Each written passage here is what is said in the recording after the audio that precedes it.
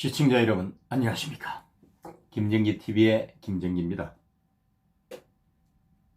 2020년 2월 6일 김정기의 직필직설 시작합니다. 방송에 앞서서 영상물 아래에 있는 구독 버튼과 좋아요 버튼을 눌러주세요. 자율 구독 계좌 하나은행 579-910258-52807입니다. 여러분의 지원이 채널에 엄청난 힘이 됩니다. 오늘 여러분과 함께할 김정기의 직필직설 주제는 한국당 공천 신청 마감, 김형호 인터뷰를 보면 공천 결과가 보인다 입니다. 자, 여러분, 공천 신청, 자유한국당 공천 신청이 마감이 됐습니다. 아마도 조금만 있으면은 자유한국당 공천 신청한 결과가 언론 보도를 통해서 나오게 될 텐데요. 어쨌거나 자유한국당이 4.15 총선에 출전할 후보자를 뽑는 공천 신청을 마감함으로 해서 이제부터 본격적으로 김영호 공천관리위원장을 중심으로 해서 공천이 본격적으로 탄력을 받게 될 것입니다. 결국은 지금까지는 워밍업이었고 오늘 이후부터는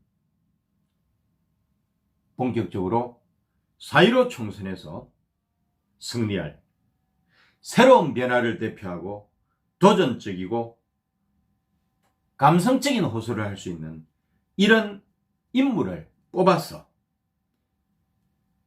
혁신공천, 공정공천, 승리공천으로 가게 될 것임을 믿어 의심치가 않습니다.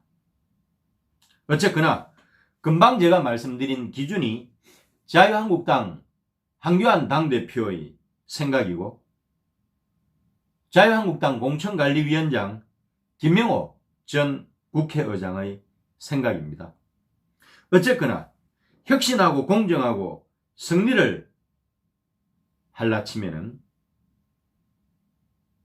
결국 김영호 의장이 연일 표호하듯이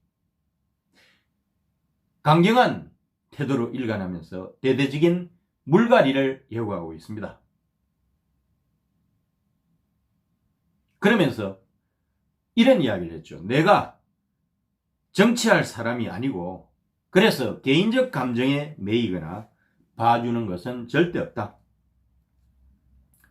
새로운 피를 수혈해야 된다. 혁명적인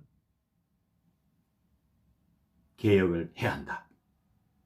대한민국 미래의 명운이 달려있는 그런 절박함 속에서 진행되는 공천심사라고 했습니다. 결국 궁극적으로는 문재인 정권의 독재와 폭주를 막기 위해서 이번에 혁신적이고 공정하고 승리 공천을 함으로 해서 위기에 처한 대한민국을 결국은 막겠다 하는 강력한 공천 의지를 필요했습니다. 저는 여기에는 애국심이 자리하고 있다고 생각합니다. 문재인 정권이 집권한 지 3년 차를 맞이하고 있는데 그동안 문재인 독재 정권이 경제는 물론이고 외교 안보는 물론이고 전 영역에 걸쳐서 제대로 된 일을 한 게 하나도 없습니다. 자유 대한민국을 망국으로 몰고 가고 있다는 그런 위기의식을 가지고서 먼저 보수를 구하고 나아가서는 대한민국을 재건한다는 그건 각오로 김영호 전 국회의장께서 공천에 임하고 있다고 생각합니다. 그러니까 공천을 잘 할 수가 있다는 거죠. 그런 겁니다. 그런데 김영호 공관위원장이라고 하는데 저는 사실은 공천심사위원장이 맞아요. 공천관리위원장이라는 것은 박근혜 전 대통령이 20대 총선 공천 당시에 청와대 대통령으로서 공천 개입을 이항구 공천관리위원장을 내세워서 했는데 그 당시에 관리라는 용어가 등장을 했습니다마는 엉키와 이야기에서 당대표나 대통령은 공천에 개입을 하면 안 됩니다. 그래야 제대로 된 공천을 할 수 있는 거예요. 그래서 20대 총선 때 막장 공천, 진박 공천 해가지고 당이 망하고 박근혜가 망해버렸잖아요. 그래서 오늘 위기의 자유한국당, 나아가서는 위기의 대한민국이라는 현 주소를 쓰게 됐다는 거예요. 그래서 김영호 공천심사위원장, 공천관리위원장보다는 공천심사위원장이 맞다고 보고 저는 그냥 공천위원장이라고 하겠습니다. 요 최근에 김형호 공천위원장께서 매일경제하고 인터뷰를 했습니다. 이 질문에 답하는 방식을 놓고 보면은 여기에 소위 말해서 공천 결과가 다 나와 있지 않느냐. 그래서 이 엄청난 공천 결과를 기반으로 해서 4.15 총선에서 압승을 해가지고 원내 가반의석을 확보하고 나아가서는 시대 악법인 공수처법과 준연동형 비례대표제법과 검경수사권 조정법을 폐지시키는, 또 다른 한편으로는 원내 일당이니까 국회의장직을 재탈환해서 맹실상부한 문재인 행정부에 대한 입법부로서의 다수당으로서의 견제를 할 수 있는 그런 구조를 만들어 간다는 거죠. 그리고 나아가서는 2년 후에 치러지는 대선에서 앞으로 공포정치가, 공안정치가 예고되어 있는 문재인 정권을 제대로 심판을 해서 정권 교체를 이루어야죠. 그렇게 함으로 해서 자유 대한민국을 다시 살려내야 되는 거 아니겠습니까? 자, 여러분 물었습니다. 첫 번째입니다. 20대 국회를 어떻게 평가하나 기자가 물었어요. 김명호 공천위원장의 답입니다. 20대 국회에 대한 국민들의 실망 지수가 너무너무 높다고 했습니다. 다시 말하면은 20대 국회에 진출한 현역 국회의원들은 국민들을 너무너무 실망시켰다는 거예요. 여기서 물갈이가 아니고 판갈이라는 말이 나오는 겁니다. 판갈이는 김명호 의장께서 말씀하신 거예요. 물갈이 수준이 아니고 판을 갈아야 된다는 거죠. 다시 말하면은 인적 교체, 대대적인 인적 교체. 통상적으로 한국의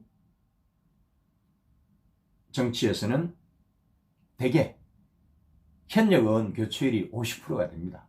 되게 높아요. 그런데 이번에 50% 교체해가지고 국민들 눈높이에 그 요구 수준에 맞출 수 있을까요? 저는 적어도 70% 이상 해야 된다고 생각합니다. 그리고 실제로 20대 국회에 대한 이 국민들의 실망 지수가 너무 높다 보니까 결국 무능의 극치를 보여주었고 식물국회의 전형을 보여줬잖아요. 아무것도 못했잖아요. 그래서 20대 국회를 구성했던 구성원들은 여기에 대해서 뼈저린 반성과 뉘우침이 있어야 되고요. 그런 차원에서도 대대적인 물갈이에 대해서 예를 들어서 진심으로 반성하고 그런 자세를 가져야지. 어쨌거나 국민 실망 지수가 너무너무 높다고 하는 것은 대대적인 현역 교체를 의미한다.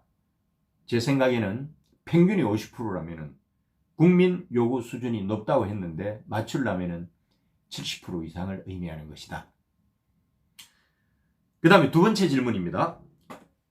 국민 요구 컷, 국민들이 요구하는 컷오프 비율은 어느 정도라고 생각하십니까? 조금 전에 말씀드린 대로 여론조사 결과를 보고 난 뒤에 결정을 하겠다라고 이야기했고요. 그리고 공평하고 공정하게 하겠다라고 이야기했는데, 사실 이제 여론조사 결과도 있지만은 직전에 당무감사를 실시했습니다. 당무감사를 실시했는데 특히 자유한국당의 총본산이라고 할 수 있고 16대 총선 막장 공천의 진원지이고 박근혜 탄핵의 진원지였던 TK 현역 국회의원들 19명 전원에 대한 교체 요구가 나왔습니다. 100%예요.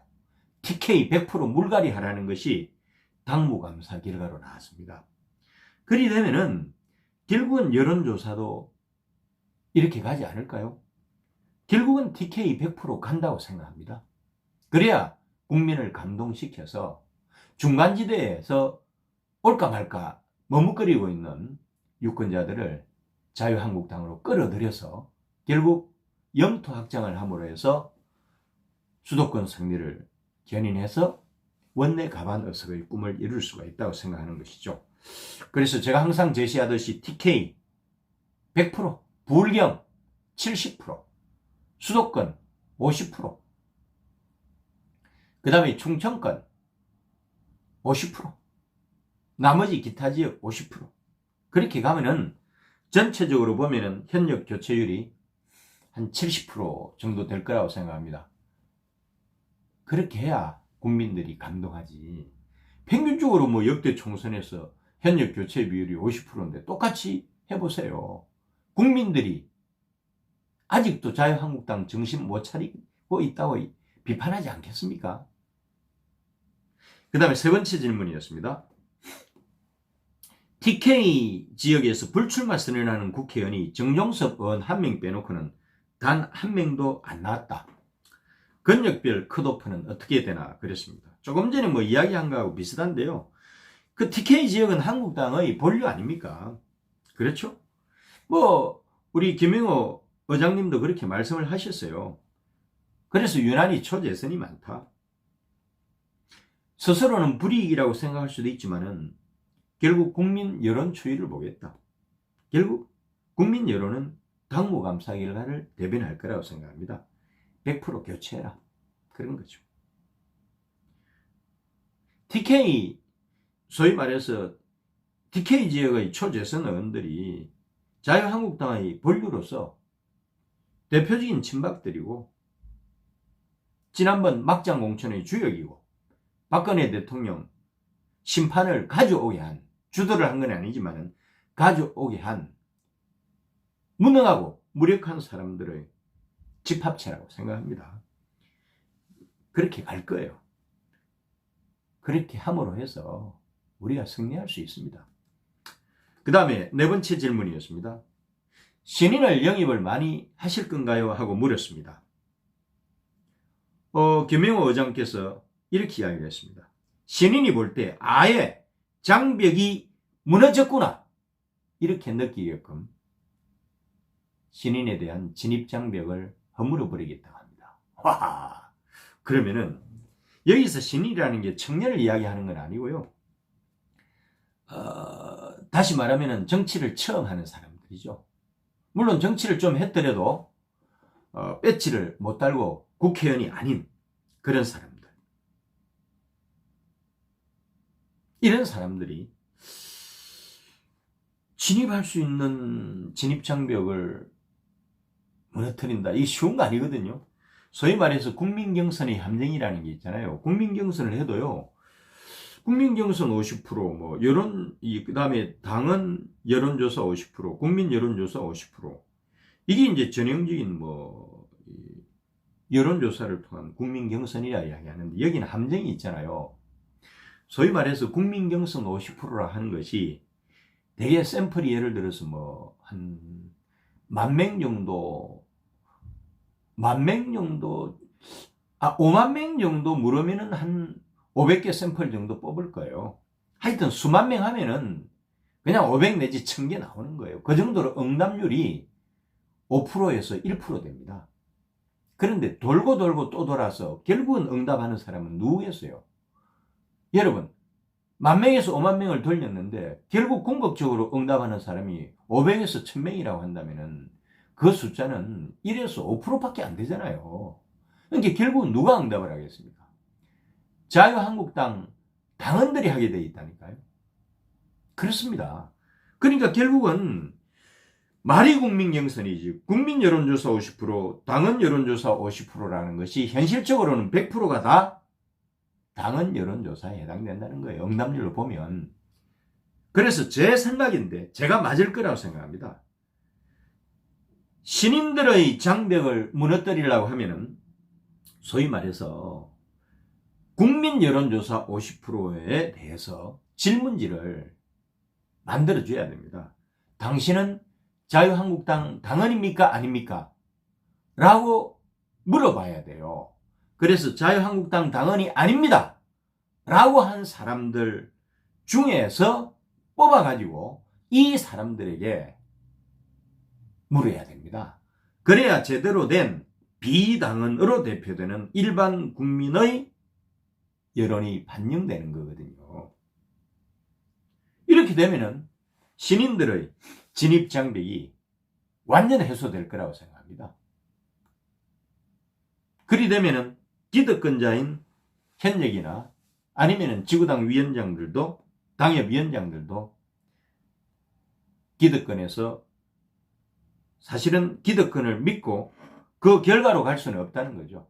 물론 뭐 당은 50%에서 또 기득권을 유지할 수 있으니까 나머지 이제 이 제대로 된 국민 여론조사를 하게 되면은 뭐 그래도 이제 기득권자 좀 유리하지만은 신인들이 사실은 그동안 진입하는데 최대의 장벽이었던 국민 경선으로 가장해서 이루어지는 여론조사 경선이라고 하는 것이 결국은 그 국민 50%가 국민이 아니었다. 당헌이었다. 그것을 극복하는 장치를 김영호 의장님이 만들 거라고 생각합니다. 그 다음에 이제 홍준표하고 김태호 공천은 어떻게 할 것인가. 험지가 아니고 고향 출마를 고심하고 있던데 어떻게 할 것이냐. 이것도 여론조사를 통해서 결정을 하겠다고 했습니다. 결국은 이제 여론조사라는 것은 국민의 이름이잖아요. 당원과 국민의 이름으로 험지 출마를 이제 시킬 거라는 거죠. 다시 말하면은 어떻게 하겠다는 거죠? 험지로 보내겠다는 거예요. 그러니까 홍준표는 고향 창녕에서, 김태호는 고향 거창에서 공천이 뺏긴 지역에서 무혈 입성하려고 하잖아요. 지도급 인사들이. 정말 후한무치한 거죠. 그래서 이런 사람들을 여론조사의 이름으로 지역구에 공천을 준다는 의미가 아니고 전략공천을 할 거라고 생각합니다. 그런데 이 전략공천을 안 받으면 할 수 없는 거죠. 뭐. 제가 생각할 때는 홍준표는 경남 양산에 공천을 해서 김포에 있던 김두관이 부울경에 선거 전쟁에서 승리하기 위해서 김두관이 나섰잖아요. 그래서 김두관 맛으로 홍준표가 적임자라고 생각하고 그렇게 함으로 해서 문재인의 집이 있는 양산 승리를 홍준표가 이끌므로 해서 문재인을 타도하는 것이고요. 그 다음에 김태호는 김해 을인가요? 거기서 국회의원을 2번인가 했어요. 그런데 김해는 노무현의 성지 아닙니까? 지금 2석이 다 민주당이거든요. 김태호가 나가서 반을 가져오라는 이야기예요. 충분히 가능합니다. 홍준표, 김태호급이면 양산은 문재인의 성지고 김해는 노무현의 성지인데 이 두 성지를 완전히 파괴시키는 거죠. 승리를 함으로 해서. 그러면은 당대표로서 아니면 강력단체장 출신으로서 얼마나 기여도가 큽니까? 이런 선택을 해야 되는 거고. 그래서 공천관리위원회에서는 홍준표와 김태호를 양산과 김해로 전략공천할 거라고 생각합니다. 그렇게 해서 부울경 승리를 김태호와 홍준표가 나서서 견인을 해주기를 바라는 것이죠. 그 다음에 6번째입니다. 황교안 대표 종로 출마 어떻게 되나? 비례대표 가능성. 비례대표는 말도 안 되고요. 이거는 루저적인 시각이에요. 그래가지고서야 무슨 뭐 대권을 생각할 수 있겠어요. 그런데 김명호 전 국회의장님이 모든 가능성을 열어놓고 검토를 하겠다. 열악한 환경이다. 그랬습니다. 당대표를 제대로 전략적으로 배치하는 것이 중요한 일이다. 한교안 대표가 이낙연 전 총리를 피하려고만은 한다고 생각하지 않는다. 한교안 대표는 당 중앙이, 당 공심위가 결정을 내린다면 종로도 받아들일 거라고 생각하는 거 아니겠어요? 그러니까 이 대목에서 김명호 전 국회의장은 한교안 대표의 종로 출마를 원하고 있는 것입니다. 근데 마지막 순간까지 한교안 대표가 종로 출마를 결정을 못하게 될 경우는 아마 공천심사위원회 이름으로 한교안 대표를 종로로 전략공천을 하지 않을까. 저는 그렇게 생각합니다. 이게 탁월한 선택이에요. 그래서 한교안 대표로 하여금 서울 선거를 견인을 해서 나아가서는 경기도와 인천 승리까지 결국 한교안 대표가 중심이 돼서 종로에서 일으킨 바람을 가지고 경기도와 인천까지 영향을 미쳐서 수도권에서 압승하는 거 아니겠습니까? 그 전략이거든요. 그래서 결국은 한교안 대표를 종로로 전략 공천할 거라고 생각합니다. 그래서 이제 한교안 대표 이 거치가 언제 결정이 되느냐 하고 추가적인 질문을 했는데 한교안 대표만 정하면 되는 게 아니다라고 얘기했습니다. 대표급 아니면은 강력단체장급 문제 처리가 아직 안 됐다 하는 그런 이야기잖아요. 그러니까 대표급 인사들, 강력단체장급 인사들을 함께 큰 틀에서 묶어가지고 이번 주에 결정을 할 텐데 종합적이고 전략적인 판단을 할 것이다. 그러니까 그거예요.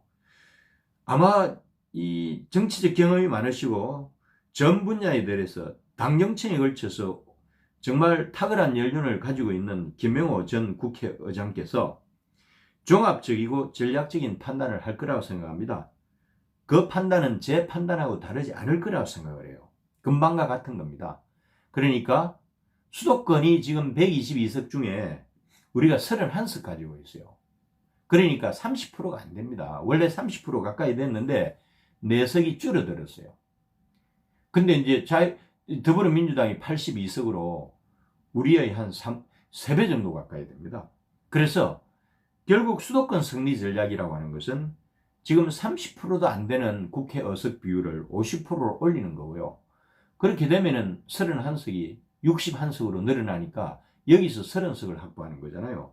그 다음에 이제 부울경이 지금 장이 서니까 현재 70%거든요. 이거를 90%로 올리게 되면은 현재 28석에서 90%가 되면 49, 36, 28석에서 36석, 8석이 추가가 되니까 어쨌건 수도권 승리의 견인차가 한교안 대표가 중심에 있음으로 해서 31석을 추가하고 그 다음에 경남 선거를 견인해서 나아가서는 울산과 부산 선거까지도 견인을 할 수 있는 홍 대표, 그 다음에 김지사 90%를 하게 되면 8석이 추가됩니다. 28에서 36석이니까 합치면은 이 두 권역에서 거의 40석 가까이를 확보하잖아요. 그러면은 평균적으로 자유한국당은 아무리 선거에 망해도 100석은 합니다. 영남을 기반으로 하니까요. 그렇습니다. 그러다 보니까 여기에 50석을 추가하느냐 안 하느냐 그거 관건이거든요. 그래서 결국은 수도권에서 30%가 50%가 되게 하고 부울경에서 70%가 90%가 되게 하면 150석의 꿈이 이루어지는 겁니다. 일반 수학이에요. 고등산수가 아닙니다. 일반 산수입니다. 저는 그래서 한교안 대표가 탁월한 선택을 먼저 해줬으면 좋겠고요. 그래서 당당하게 홍준표와 김투혁에게도 요구를 하라는 거예요. 그래야 그들을 험지로 보내가지고 전략공천을 해도 불만이 없는 거예요. 그 다음 역대 총선 공천 중에 가장 잘된 공천이 언제냐니까 1996년 YS 대통령이 15대 총선에서 공천한 것을 가장 잘된 공천이라고 했습니다. 그 당시 개혁 공천이라고 했는데 그때까지만 해도 1996년이니까 국민적 지지를 YS가 온몸으로 받았죠. 이런 지지를 기반으로 해가지고 새로운 피를 대거 수혈하는 작업에 나섰습니다.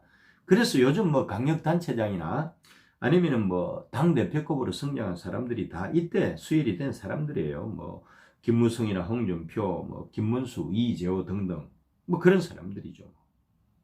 이렇게 이야기를 했습니다. 그 다음에 가장 잘못된 공천은 언제였냐 하니까 4년 전 20대 총선 공천, 그러니까 2016년 박근혜 대통령이 임명한 공천관리위원장 이항구가 막장 공천, 진박 공천하면서 정말 비극적인 드라마를 썼잖아요. 그래가지고 다 망한 거예요. 당도 망하고 박근혜도 망하고 그 정도로 공천이 중요하다니까요. 결국은 그 당시에 사적 감정으로 공천을 했다고 보는 거죠. 김영호 의장의 의견입니다. 사적 욕심이 공천에 개입이 되면은 이거는 X다 그랬어요. 선거에서 진다고 그랬어요. 정권은 망한다고 그랬습니다. 그래서 제대로 공천했으면 잘 됐을 텐데 그 당시 제대로 된 공천을 안 해서 폭망을 했는데 그 당시하고 비교를 해서 현재 상황이 결코 좋은 여건이 아니고 더 어려웠으면 어려웠지 결코 좋은 여건은 아니랍니다. 그래서 결국은 뭐 종합적으로 놓고 보면은 결국은 김명호 공천위원장이 매일경제하고 한 인터뷰에 답을 하는 방식으로 어떤 방식으로 공천을 할지 어떤 사람이 공천이 될지 공천 지도는 이미 결정이 난 거고 그 공천 결과를 한눈에 보듯이 제 눈에는 보입니다.